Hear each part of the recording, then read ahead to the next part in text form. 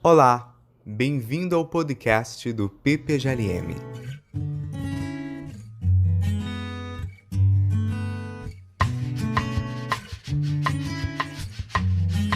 Oi, pessoal! Damos início a mais um episódio do nosso podcast do PPGLM. Como vocês sabem, nós entrevistamos convidados sobre temas, conceitos e autores em filosofia. E no episódio de hoje, nossa conversa será com o professor Felipe Campelo, doutor em filosofia pela Goethe-Universität Frankfurt, na Alemanha, sob orientação do Axel Honneth, e professor da Universidade Federal de Pernambuco. Hoje também teremos a participação de Leonardo Macedo, mestrando em filosofia na Universidade do Estado do Rio de Janeiro.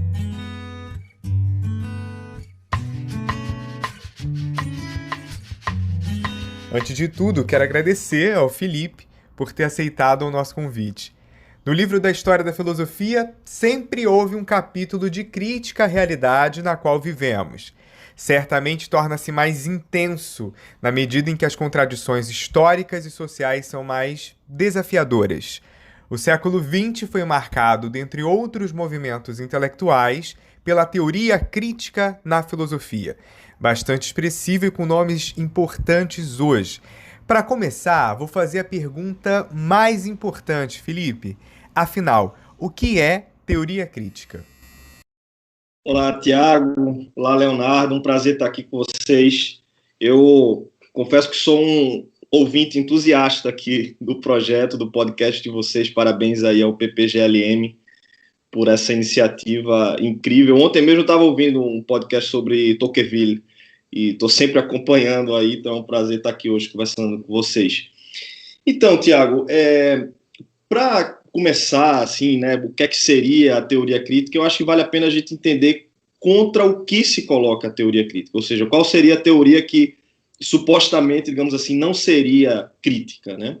E esse ponto de partida a gente encontra num texto que acabou sendo seminal e eu acho que muito programático para essa tradição, que é o texto que Max Horkheimer escreve em 1937, durante o exílio nos Estados Unidos, que é o texto intitulado Teoria Tradicional e Teoria Crítica. Né? A teoria tradicional seria aquela, e Horkheimer associa fundamentalmente ao paradigma cartesiano, né, que seria uma forma de racionalidade e aí a própria produção científica, né, e o que é que se define depois como característico da epistemologia moderna, como uma forma de racionalidade centrada então, nos melhores meios para se obter um determinado fim. Esse seria um modelo que a gente passaria a entender, aí ser chamado também nessa tradição de racionalidade instrumental, né, porque em nenhum momento está sendo problematizado qual seria esse fim. Ou seja, pensar uma ação racional, se a gente pensar assim, né, por exemplo, qual seria a forma mais racional de se chegar a um outro ponto do outro lado de uma praça, por exemplo. Né? Aqui a gente tem uma forma de racionalidade que seria dizer, bem, tomar uma linha reta, porque a linha reta é a forma mais próxima de se atingir dois pontos, né? De se ligar a dois pontos. Quando a gente pensa no paradigma da ciência e quando isso vai ser criticado no âmbito da moral ou na própria crítica da economia política, é evidente que essa noção de racionalidade passa a ser mais complicada. Não é tão simples assim pensar o que é que seria uma ação racional, por exemplo, para realizar um projeto de vida boa, né, ou para discussões morais e por aí vai. O que Horkheimer, então, começa a pensar e, de algum modo, estabelecer como crítico é que esse modelo tradicional de se pensar essa racionalidade moderna ele não daria conta, não teria condições de responder a outros tipos de demanda que não sejam aquelas estritamente pensadas no modelo instrumental. Então, por exemplo, né, se a gente pensar o paradigma científico, né, como apenas baseado numa maior eficiência, ou seja, entender qual é o melhor meio para se chegar num fim, sem que em nenhum momento esse fim seja problematizado, você pode ter absurdos. Né? Então, nessa visão, e a gente tem que lembrar aí que os frankfurtianos, né, como surge aí a teoria crítica, né, ligada a esse primeiro momento, e depois a gente vai falar um pouquinho sobre isso, né, ligado à escola de Frankfurt, O que a gente tem ali são as experiências, então, do nacionalsocialismo, né, do nazismo, no qual muitos desses teóricos estão incluídos, a maioria deles, inclusive, judeus, né, e eles estão dizendo o seguinte: olha, o nacionalsocialismo não é uma espécie de ponto fora da curva desse desdobramento, desse modelo de racionalidade tal qual é pensado nos termos da sua instrumentalidade. Ele seria, na verdade, um efeito colateral disso, né? Então, quando Adorno, por exemplo, vai escrever em Educação após Auschwitz, né, o que é que levaria os engenheiros a construir, né, os trens e as ferrovias que vão levar os trens transportando os judeus a serem exterminados nas câmaras de gás de Auschwitz? Adorno vai dizer que, se a gente pensar somente nesse modelo de instrumentalidade, né, da racionalidade, é tranquilo o engenheiro dizer, bem, eu vou projetar com maior eficiência, porque a finalidade é que o trem chegue mais rápido. Então, é contra isso, né, que a teoria crítica se coloca, né? E aí, o que vai guiar esse elemento fundamentalmente crítico, em contraposição a esse modelo tradicional, portanto, de se pensar a teoria, é o que esses teóricos inicialmente vão pensar sobre o conceito de emancipação, né? A emancipação é que deveria ser essa finalidade, ou seja, até a produção científica, ao invés de ser supostamente neutra, né, baseada aí em qualquer que seja o fim, deveria ser guiada e ela deveria estar, de algum modo, a serviço, né, assim, tendo como finalidade a emancipação dos sujeitos. Então, esse é o conceito central que um pouco vai guiar esse momento inicial do que a gente hoje chama de teoria crítica, né? Perfeito, Felipe. Eu falava antes que na filosofia sempre houve um espaço para a crítica.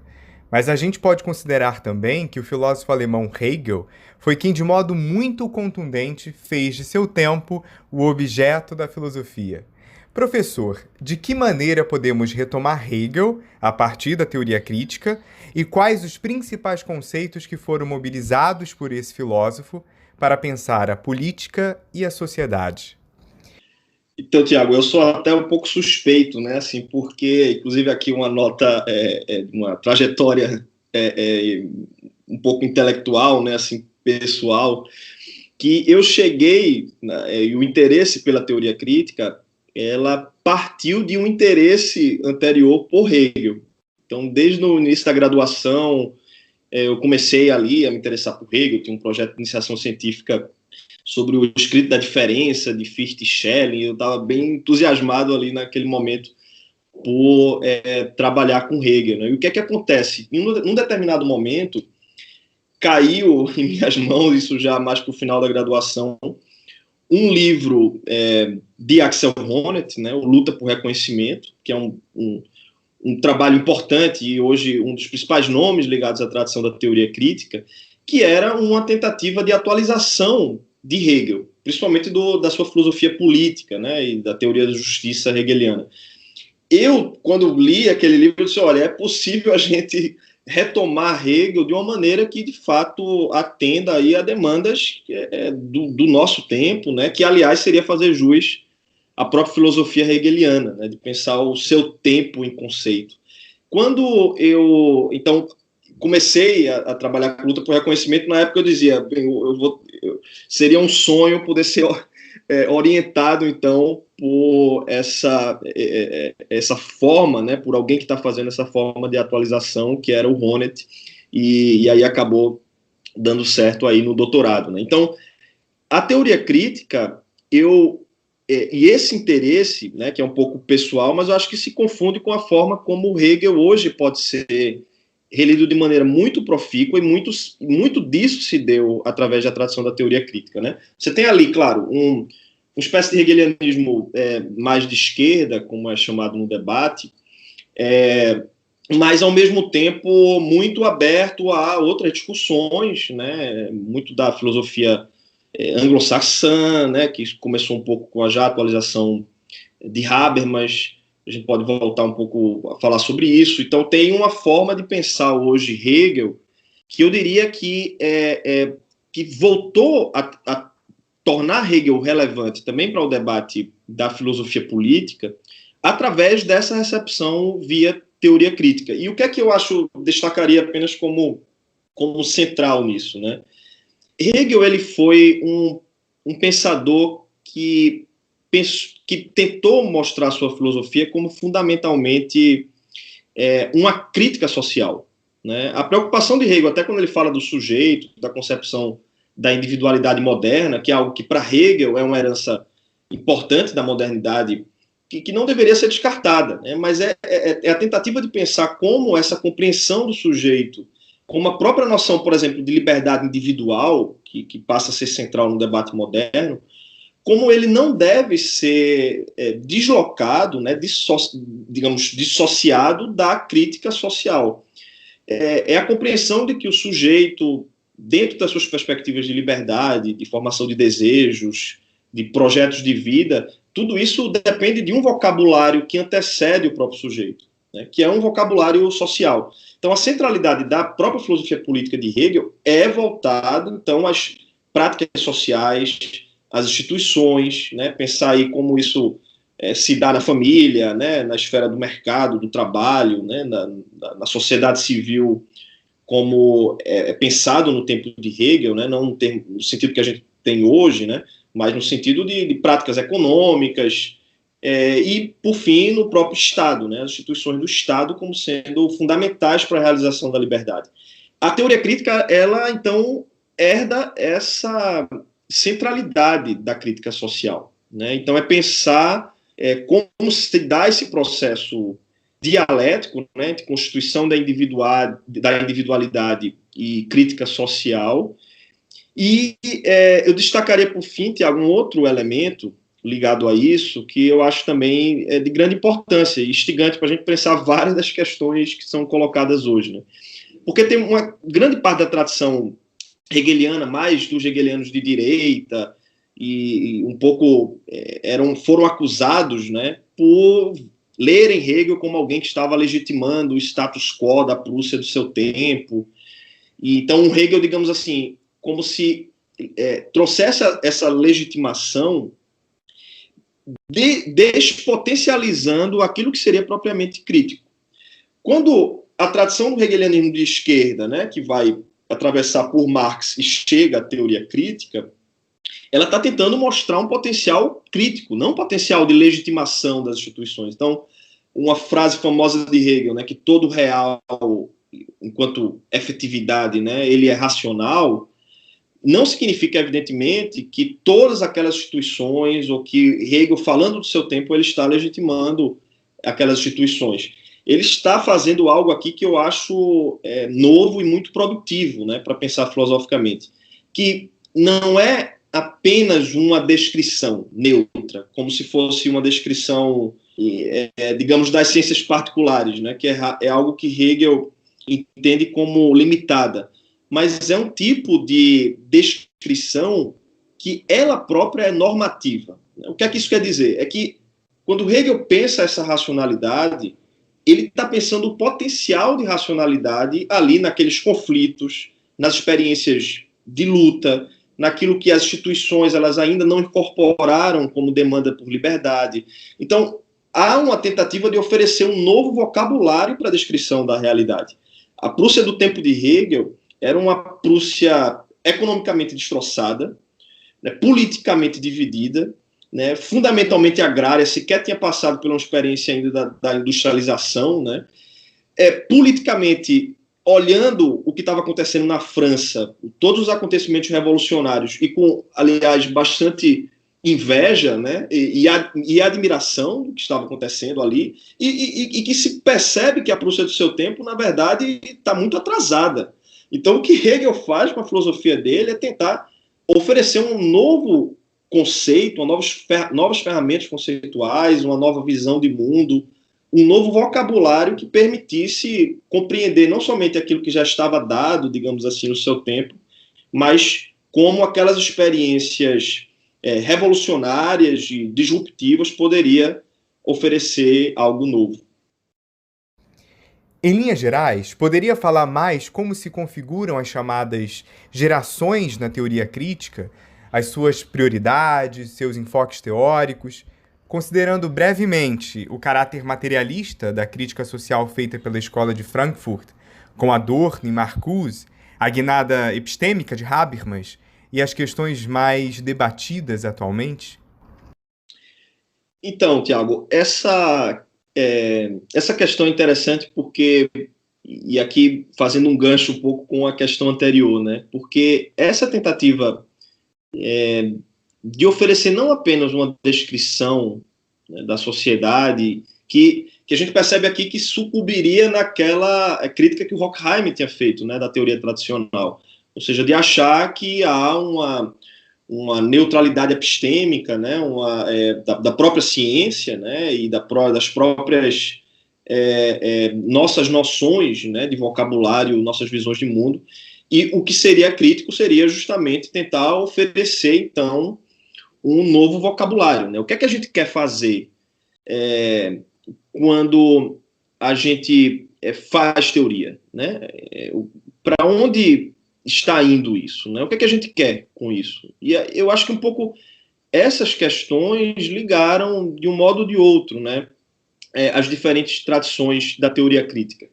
Inclusive, tem um aspecto que eu acho que perpassa também um pouco ter trabalhado nisso, que é o que a gente pode entender como um binômio entre imanência e transcendência da teoria, né? Ou seja, a imanência seria esse aspecto mais propriamente descritivo, né? Ou seja, aquilo que já está dado como demandas articuladas, por exemplo, pelos movimentos sociais, ou aquilo que está dado dentro de uma estrutura mais pragmática, né, da sociedade, nos jogos de linguagem, nas disputas comunicativas, aquilo que já se articula de maneira, digamos, mais ou menos reflexiva, né?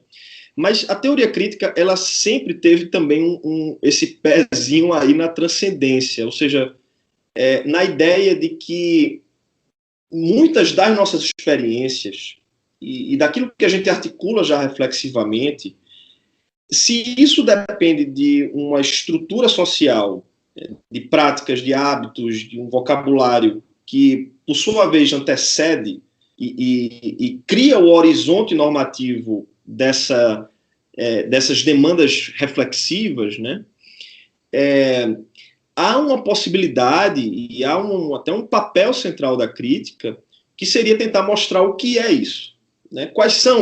O que é isso que nos antecede e como isso pode ser criticado. Esse seria um elemento de transcendência, ou seja, de tentar, e aqui pensando um pouco com o que eu tinha falado sobre Hegel, né, tentar ver aquele potencial de racionalidade que não está ainda dado, né? É um vocabulário novo que é possível, às vezes, de se pensar como as noções reflexivas dos sujeitos, elas podem ser pensadas de outras maneiras, né? Podem ser articuladas de outras maneiras, os desejos podem ser outros desejos que não esses que já estão dados, né?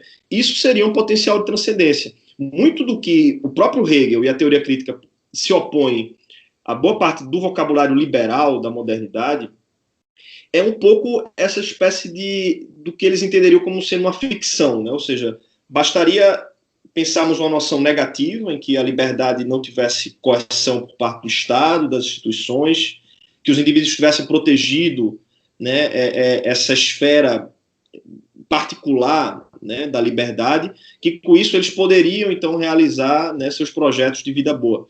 O que a teoria crítica, de um modo ou de outro, está dizendo é que é importante entender como esses projetos aparentemente individuais eles já dependem de um tipo de mediação social, né? Então, eu diria que esses aspectos eles conduzem as reflexões de um campo que é muito heterogêneo que compõe a teoria crítica. A teoria crítica não é um bloco homogêneo, né? Ele tem muitas diferenças e somente para falar assim do que caracteriza essas tradições, eu destacaria assim de uma maneira que é muito simbólica até aquilo que foi ligado a uma cátedra quando foi criado o Instituto de Pesquisas Sociais, né, ao qual está vinculado boa parte desse momento inicial da teoria crítica. Junto a essa criação foi criada uma cátedra na Universidade de Frankfurt, que é a Cátedra de Filosofia Social, né, Soziale Philosophie. E se a gente pensar quem ocupou essa cátedra, já tem uma certa ideia esquemática, assim, né, dessas 3 gerações e hoje uma quarta geração da teoria crítica. A primeira geração, o próprio Horkheimer, que foi o primeiro, né, a ocupar a cátedra. Logo em seguida, um assistente que não foi tão bem recebido inicialmente em Frankfurt, né, que é o Habermas, que escreveu sua tese de doutorado já fora, a tese de livre-docência também, né, a tese de doutorado sobre o absoluto em Schelling, né, depois a tese de livre-docência sobre a mudança estrutural da esfera pública, né, mas Habermas não foi inicialmente tão bem recebido em Frankfurt. São um daqueles exemplos que às vezes a gente pensa aí para quando alguma coisa fracassa, né, na nossa vida, a gente lembrar desses casos de negação, inclusive acadêmico, né? O próprio Benjamin também foi um dos que teve a sua tese de livre-docência, né, sobre o drama no barroco alemão, foi também rejeitado, né, e foi trágico, né, essa rejeição no caso de Benjamin. Muito dessas filiações a gente percebe já aqui, né? Então, inicialmente Horkheimer, depois Habermas, que aí é aceito depois de defender a tese de livre-docência e assume a cátedra de filosofia social, que seria talvez então o principal representante, né, da se chamada segunda geração da teoria crítica, e por fim um assistente de Habermas que escreve a sua tese de doutorado com uma crítica a Habermas, e que depois escreve uma livre-docência já como assistente de Habermas em Frankfurt, que é o Axel Honneth. Então, Honneth tem essa guinada aí, pensando alguns outros elementos, né, mas já a partir de um trabalho vinculado a Frankfurt. E aí depois o próprio Honneth assume também como diretor no Instituto de Pesquisas Sociais, em Frankfurt, e faz esse trabalho inicial de crítica a Habermas, que é publicado depois como Crítica do Poder, né, que inicialmente, inclusive, era um trabalho sobre Foucault, né, Foucault e a teoria crítica, mas que passa a ser expandido para Adorno e para Habermas, né. E só para muito resumidamente, né, assim, mostrar um pouco esse esquema, o que a gente vê ali basicamente é uma forma de crítica que eu diria que igualmente liga as críticas feitas pelas gerações às gerações anteriores, que é uma espécie do que é chamado de déficit sociológico, né? É interessante porque Habermas inicialmente teria dito que talvez essa primeira geração, pelo próprio contexto que ela se insere, né, mas que teria ali um excesso de pessimismo, que impediria, então, oferecer aquelas ferramentas emancipatórias que eles estavam buscando, né, então acaba sendo uma espécie de teoria fatalista, né, da realidade, mas sem conseguir, então, oferecer e perceber aqueles espaços emancipatórios que estariam para Habermas dentro de um potencial comunicativo, né, esse seria, então, se a gente quiser colocar numa chave, né, de crítica, uma virada comunicativa que Habermas faz em relação aos teóricos da primeira geração, e o que Honneth faz é algo muito parecido com o que Habermas tinha feito a primeira geração, ou seja, é dizer que há um déficit também sociológico na teoria de Habermas. Então, que Habermas teria tentado, né, oferecer esse quadro mais amplo, mas teria fracassado por não ter oferecido aquele potencial emancipatório pela distinção entre sistema e mundo da vida, enfim, que Habermas não conseguiria mais entender vários dos potenciais emancipatórios que estariam no que Habermas entende como sendo meramente regido por uma lógica instrumental própria do sistema. Por exemplo, o trabalho, né, ou as esferas afetivas primárias, e aí o que Honneth faz é o que eu vou chamar aí de virada afetiva, né? Então, seria essas 3 gerações que hoje desembocam numa quarta geração. Quem hoje assumiu essa cátedra na filosofia social, né, em Frankfurt, é o Martin Zah. Foi uma cátedra, no concurso estava Rahel Yeg, que é outra representante também importante, que hoje assumiu uma cátedra em Berlim, Robin Selicates, outros que estão vinculados a esse debate, que é frankfurtiano. Mas eu diria que daria para contar uma outra história da teoria crítica, que seria ampliando esse núcleo frankfurtiano. Esse, para mim, hoje é um dos debates mais instigantes e que mais tem limitados a reflexão da teoria crítica, até mesmo internamente ao debate propriamente frankfurtiano. Mas isso é tema aí para outras conversas. Felipe, eu gostaria agora de direcionar as perguntas justamente para essa geração mais recente da teoria crítica, né? Falar sobre essa virada afetiva que acontece no interior dela. Em um artigo em 2017, você nos auxilia a compreender como a abordagem de Honneth sugere essa virada afetiva. Você poderia falar um pouco mais para a gente como é que é a luta por reconhecimento para Honneth e a crítica aos padrões de racionalidade? Legal, Leonardo. Então, é interessante porque se conecta com o que eu estava falando antes, e de alguma maneira a gente pode tentar aprofundar um pouco isso, né? Porque é interessante que quando eu escrevi inicialmente esse artigo e um pouco esse trabalho de uma crítica dos afetos, estou tentando concluir finalmente esse livro, mas ele parte de um diálogo inicialmente intenso com Honneth, também desde a época de Frankfurt, mas também um pouco antes e um pouco depois, que não seria, depois seria uma espécie de correção a essa ideia de fato uma virada afetiva. Eu acho que não é algo totalmente novo no contexto da teoria crítica. Se a gente voltar ali para escritos de Adorno, sobretudo no momento inicial, mas também de Benjamin, Erich Fromm, né? Enfim, a gente já vê esse potencial afetivo, né? Que seria muito de uma forma de compreensão de um outro modelo de racionalidade, né? Então, o próprio conceito de mimesis, de algum modo, acho que já aponta para isso, em Adorno, a interlocução intensa, né, entre estética e política na primeira geração, mas é algo que, ao meu ver, se perdeu um pouco no movimento que Habermas faz em direção à centralidade de um modelo de racionalidade comunicativa.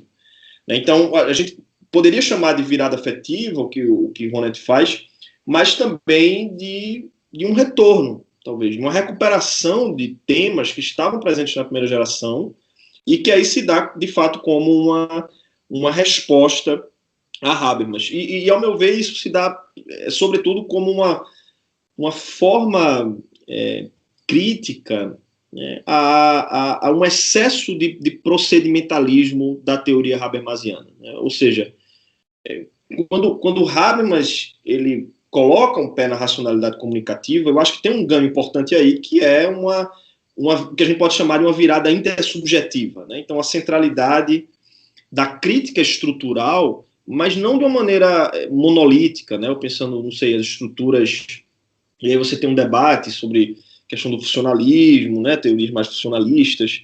O que eu acho que eu vejo em Habermas é uma direção que vai no sentido da intersubjetividade, de centralidade e intersubjetividade, né? Mas que acaba sucumbindo a um excesso de enrijecimento, né? Do procedimento como garantias a essas formas de racionalidade comunicativas, né? Então, o que Honneth basicamente faz é tentar recuperar um potencial afetivo, né? Ou seja, de compreensão de que falar em injustiça não é apenas garantir procedimentalmente aqueles espaços de reivindicação de demandas, né? É dizer que muitas dessas articulações, e aí eu acho que ele recupera algo que é muito hegeliano e presente na primeira geração, que é entender que muitas vezes experiências de sofrimento, experiências de injustiça, elas não são apenas um problema de não poder serem comunicadas, né? Não poderem ser articuladas reflexivamente e poderem, né, dentro de um processo de equidade, ser considerados numa disputa sobre justiça, como as instituições podem incorporar isso.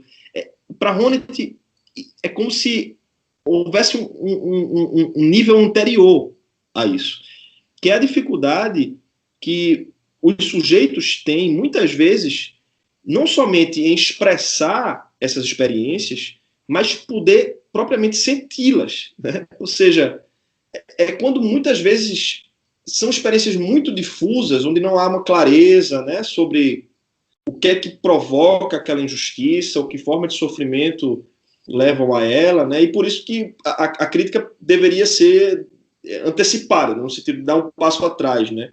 De entender como também são injustas as dificuldades de articulação dessas experiências, até mesmo no nível afetivo, né? Esse seria um lado da transcendência da crítica, que eu acho que recupera um elemento inicial, né? Que muitas das experiências nem sempre são claramente articuladas. Por outro lado, é afetivo também a forma como se estabelece os princípios de uma teoria da justiça, né? Porque, para Honneth, ela não é meramente formal, ela parte de uma gramática moral, ou seja, de como experiências negativas de sentimentos, né, como, por exemplo, humilhação, desrespeito, né, violação física ou psíquica, como dessas experiências negativas, que são, sobretudo, conflituosas, né? Então, afeto aqui não tem nada a ver com um sentido afetivo como positivo, né? Assim, afetuoso, mas afetivo enquanto experiências que são conflituosas, né? Os afetos, no sentido até de Spinoza, né? Recuperando um pouco como eu penso, que é muito na ambiguidade desses afetos, né? De como elas trazem experiências conflituosas que, por sua vez, enquanto negativas, elas apontam para um marco positivo, digamos assim, da justiça, né? Então, basicamente, o que Honneth faz nesse momento inicial de luta por reconhecimento é pensar em como é possível retirar dessas experiências negativas algo que está implícito, que já aponta para uma experiência positiva. Então, quando os sujeitos negativamente eles articulam aquelas experiências, eles se sentem desrespeitados, né? Se sentem não reconhecidos, né? Humilhados, né? Se sentem que os seus direitos são violados, eles respondem de uma maneira positiva, né? Ou propositiva, digamos assim, através de uma luta por reconhecimento. Então, veja que o esquema aqui é completamente diferente, né? É um Honneth que tenta recuperar o que é que nos motiva né, tem um lado motivacional aqui de articular então essas lutas, essas reivindicações, o que é que faz com que articulemos reflexivamente essas experiências, né, e que a partir disso podemos daí extrair um marco esquemático de uma teoria da justiça, né? Então eu diria que é afetivo muito nesses sentidos, e um último elemento é que o início dessa reflexão de Honneth, na verdade, parte de um diálogo crítico com Marx, que, para Honneth, a ideia de uma consciência do proletariado, né, como o proletariado articula essa experiência de desrespeito, para Honneth não estava tão claro na teoria marxista, né? Para Honneth, quando Marx, então, trabalha com termos como ideologia, né, e pensa essa estrutura reflexiva, que ela já é blindada, digamos assim, ou seja, que impede que os sujeitos articulem reflexivamente essas experiências, Honneth se pergunta, bem, se é assim, o que é que faz com que nós tenhamos a consciência da injustiça? O que é que nos faz percebermos que uma determinada relação é injusta? Aí é através, então, dessa estrutura que Honneth diz, olha, isso para Honneth, né? Marx não teria respondido suficientemente essa questão, não teria Habermas também, ao tirar do trabalho esse potencial reflexivo, ele também não daria conta de responder, e basicamente o que Honneth faz, então, é isso, né? Tentar encontrar nessas experiências que são intersubjetivas, né? Mas que trazem um potencial também subjetivo de reflexão, de compartilhar experiências de injustiça, e a partir daí, dentro dessa dimensão que a gente pode entender como fortemente afetiva, né, extrair uma teoria da justiça. Felipe, falando um pouquinho mais sobre o trabalho da Nancy Fraser, a Fraser propõe uma discussão importante sobre uma teoria normativa da justiça que envolve tanto elementos de reconhecimento como elementos de distribuição. Então, a partir disso, eu tenho duas perguntas. Como se dá o diálogo entre o pensamento de Fraser e Honneth em questões relativas à justiça e de que modo ocorre uma aproximação de Fraser ao pragmatismo? Pronto, então, a minha leitura é que uma das críticas que mais fizeram o Honneth repensar a sua teoria foi a Nancy Fraser, né? A minha vontade, inclusive, depois de trabalhar com Fraser, né, lá na New School, veio muito da minha experiência, digamos, esse foi o meu lado um pouco de parricídio, né, com o Honneth. Então, eu tenho, enfim, também as minhas críticas, né, e também aqui a ideia é um pouco recuperar isso, mas, claro, em outro momento a gente pode conversar um pouquinho mais sobre isso, mas eu acho que muito do que veio da reformulação que o Honneth faz, inclusive do que eu falei na resposta passada, se deu a esse debate com a Fraser sobre redistribuição e reconhecimento. Porque o ponto central da crítica de Fraser ali a Honneth é que Honneth teria baseado sua teoria da justiça numa espécie de excesso de psicologismo, né? Ou seja, se ele se baseia nessas experiências subjetivas, de desrespeito, de humilhação, é como se houvesse esse risco de sempre atrelar a crítica da injustiça a isso que, de fato, os sujeitos sentem, né? E isso foi um pouco uma das características que eu mencionei dessa questão da virada afetiva, né? Muito da crítica de Fraser, então, a essa questão se dá por uma outra forma de tentar responder o problema da injustiça, que é um problema que Fraser responde, isso ela já trazia, né, um lado que é muito mais pragmático, né? Ela, enfim, tem toda uma influência de Hort, ela reconhece muito o lugar do pragmatismo na sua teoria, que é voltar-se para, de fato, aquilo que já está presente como demandas articuladas. Então, Fraser diz o seguinte, olha, nós temos que criticar a injustiça independente dos sujeitos sentirem ou não. Isso talvez um dos argumentos centrais na crítica que ela faz a Honneth aí nesse debate.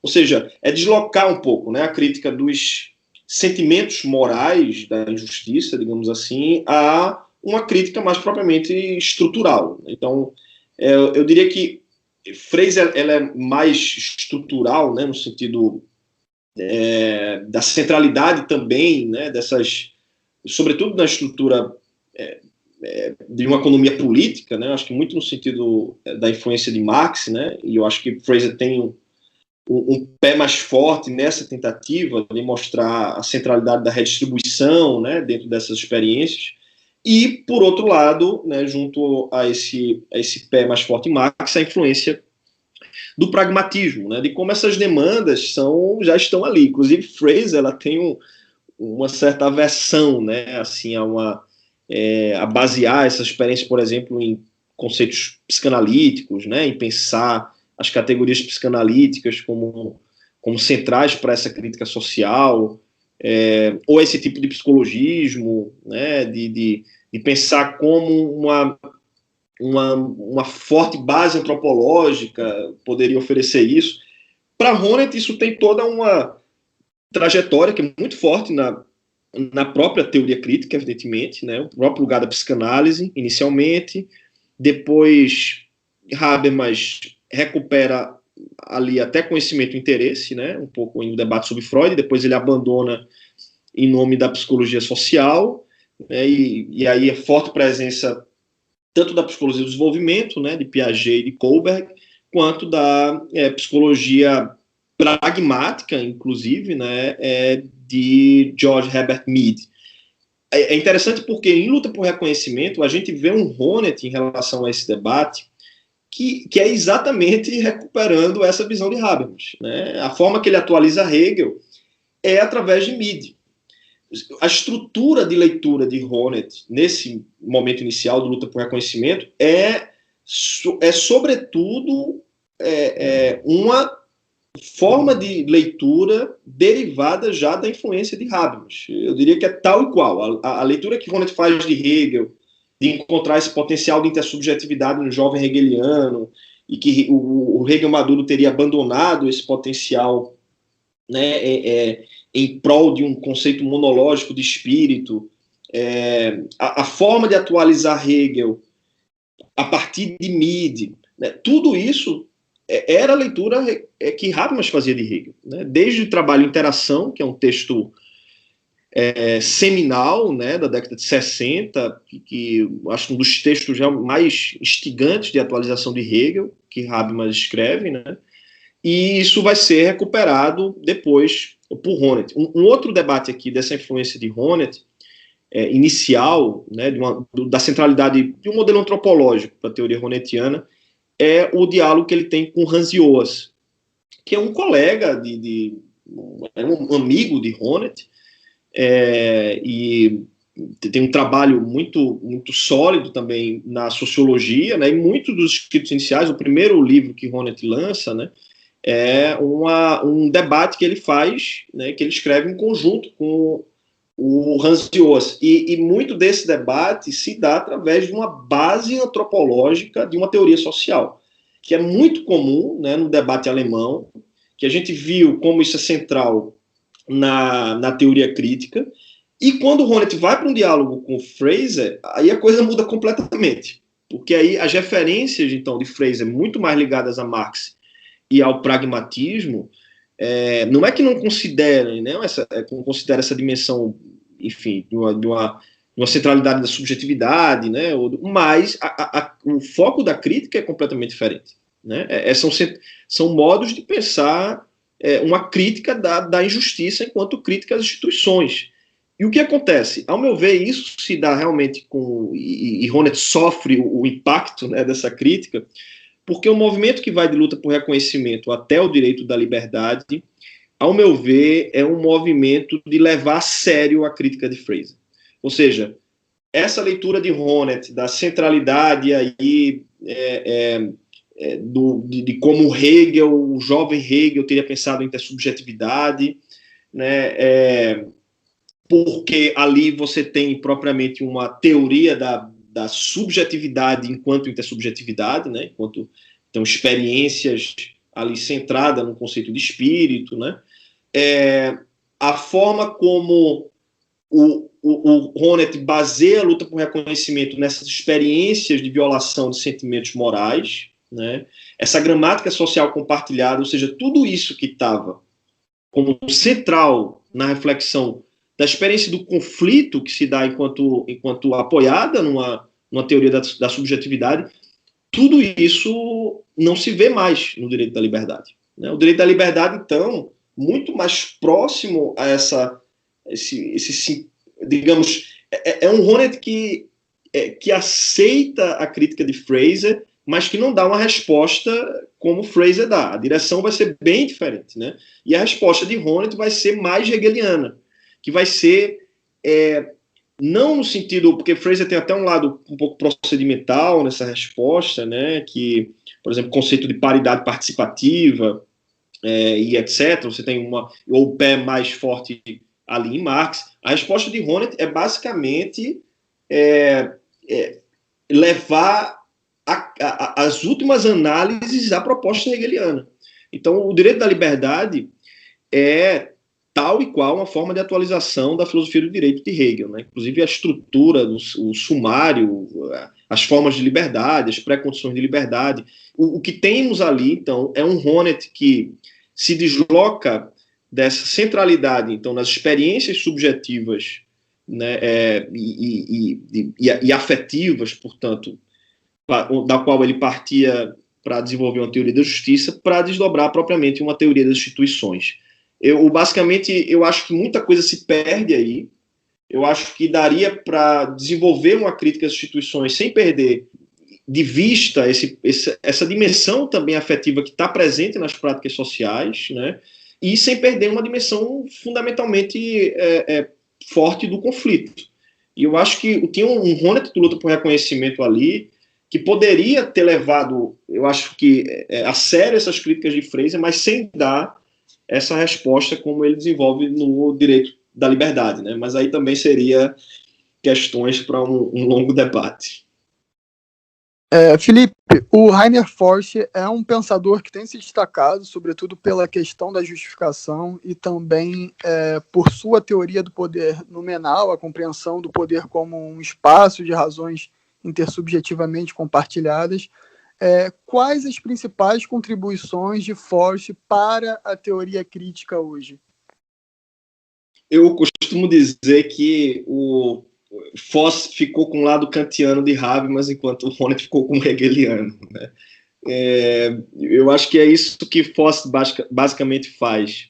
Eu acho que tem o próprio lado mais forte que o Habermas também vai passar ali de talvez um pé mais forte ali em Hegel inicialmente, e depois mais kantiano, no próprio diálogo que ele vai ter depois, né, com Rawls, que depois seria inclusive um dos mentores também do Rainer Forst, né, e em Harvard, e o que basicamente o Forst faz, ao meu ver, é recuperar esse potencial, né, kantiano de Habermas, ou seja, dentro de uma atualização, digamos, pós-metafísica, né, que é isso que Habermas tenta fazer. Então, esse sentido de procedimento, para Forst, ele passa a ser encontrado na centralidade de uma razão prática, né?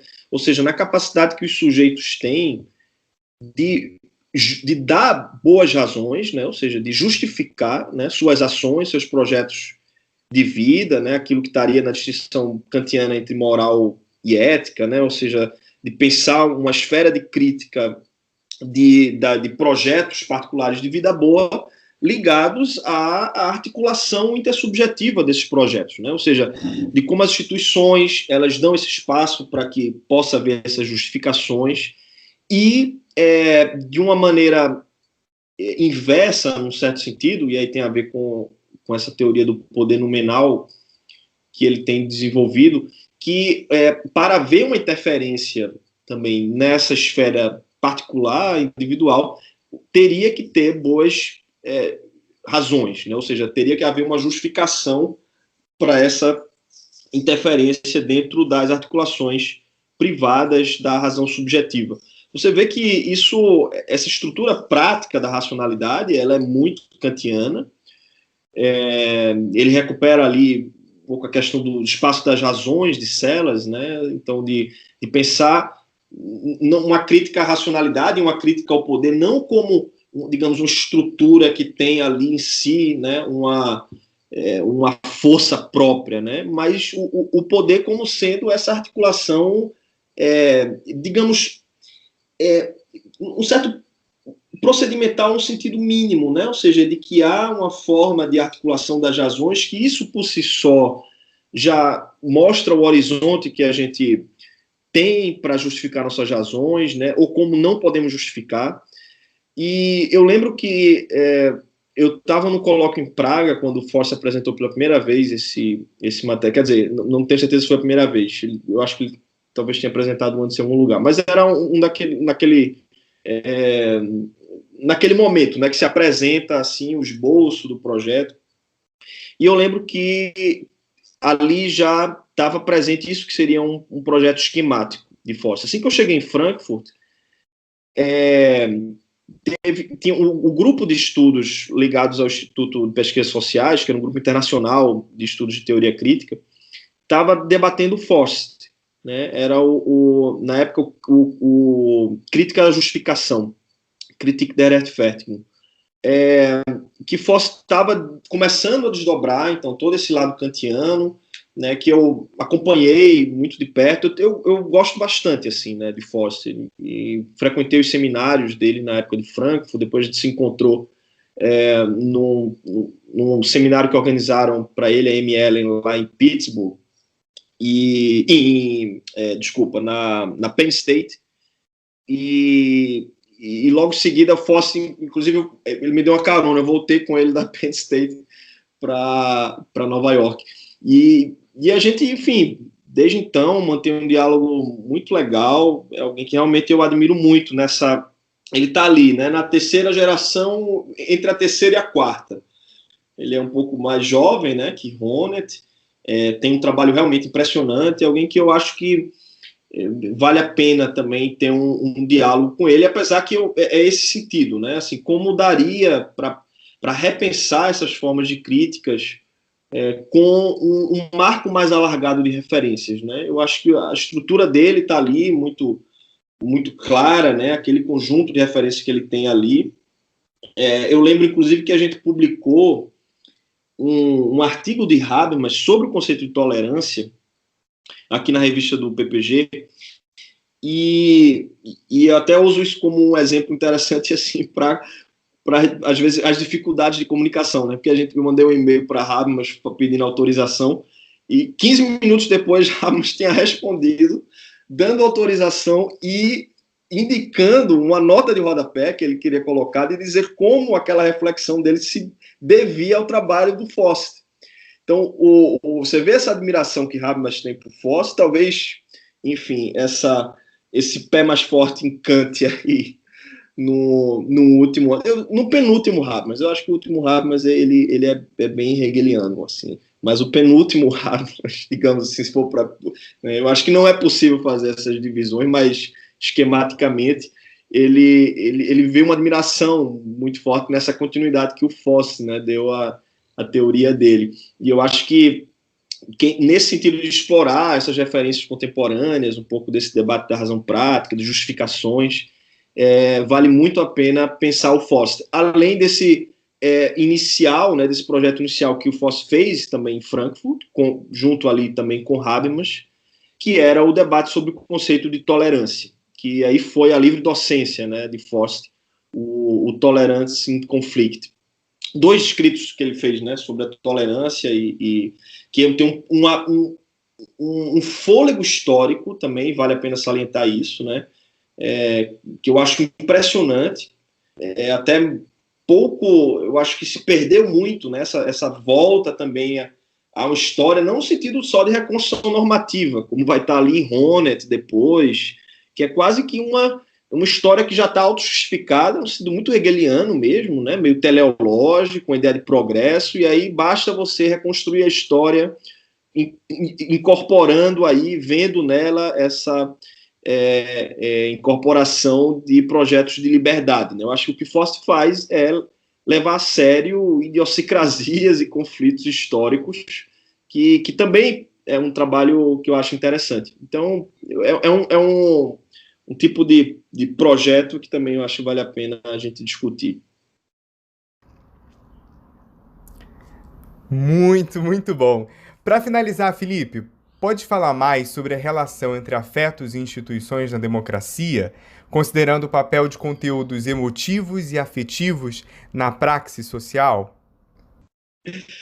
Essas são aquelas perguntas finais, né, que já daria para a gente abrir um outro debate aí na duração do podcast, né? Mas, bem, de maneira muito resumida,